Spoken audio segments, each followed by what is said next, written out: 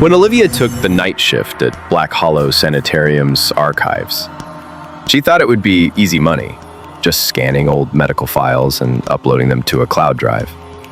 The hospital had been abandoned for almost 30 years, and the only people allowed in were the cleanup crew and data archivists like her. She wasn't even supposed to be on the third floor. But curiosity is louder than caution. On her third night, around 2 a.m., the power flickered. Olivia, flashlight in hand, wandered into a wing she hadn't cataloged yet, the psychiatric ward. The elevator didn't go to that floor anymore, and no one had mentioned it in her orientation. The door at the top of the stairwell read, Ward 6A, do not enter, closed by court order. Naturally, she opened it. The hallway beyond was long, lit only by emergency exit signs. The air was thick with mold, yet Olivia was sure she smelled something sweeter beneath it, like flowers. Lilacs? The rooms were still numbered in brass plaques.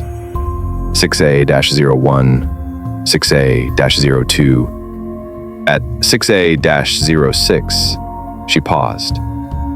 The door was cracked open. Inside, a hospital bed sat beneath a broken window. Metal restraints dangled from each side. A child's mobile hung from the ceiling, tarnished but still spinning.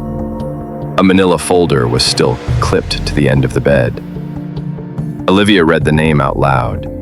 Patient 313, Miriam Blackwood. The same last name as the founder of the hospital. Weird. Her hands trembled as she opened the file. It was filled with hand-drawn symbols like glyphs or runes in blood-red ink. The final page simply read, "Do not let her wake." Just then, her flashlight sputtered. The room went black for 2 full seconds. When the light returned, the bed was empty. Olivia backed out of the room, her breath quickening, heart racing. She heard something behind her, a small laugh, a child's laugh, echoing down the hallway. She turned and ran, but the hallway stretched longer than before. 6A-07, 6A-08. Hadn't she already passed these? No matter how fast she ran, the door to the stairwell never came. Every door now had the same number, 6A-06. And each time she glanced inside, the room was different. One had blood on the walls, one had no floor, one had her sitting on the bed, staring back at her. Her own voice whispered in her ear, "You shouldn't have come here." She screamed and hurled the flashlight across the hall. The beam bounced and landed on a figure at the end of the corridor. A woman, pale, in a tattered hospital gown, long black hair covering her face.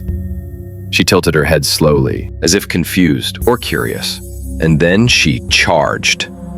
Olivia ran, sobbing, slamming on every door she passed. "Let me out! Let me out!" The figure grew closer, but her footsteps made no sound. At last, finally, Olivia saw the stairwell door. She burst through it and slammed it shut behind her, gasping for air. It was silent again. Shaking, she descended the stairs 2 steps at a time, not looking back. When she reached the first floor, she collapsed against the wall and called her supervisor.